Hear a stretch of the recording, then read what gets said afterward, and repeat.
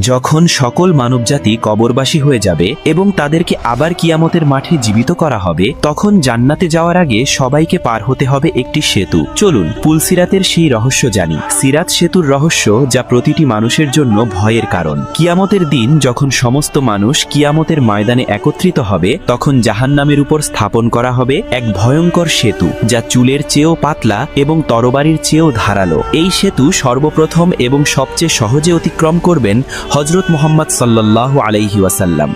হাদিসে বর্ণিত আছে, সেই সময় চারদিকে ঘন অন্ধকার ও কুয়াশা ছেয়ে যাবে, আর মানুষ তাদের ঈমানের আলোয় নিজ নিজ পথ খুঁজে নেবে। সেদিন সকল মানুষকেই এই সেতু অতিক্রম করতে হবে, ধার্মিক হোক বা পাপী।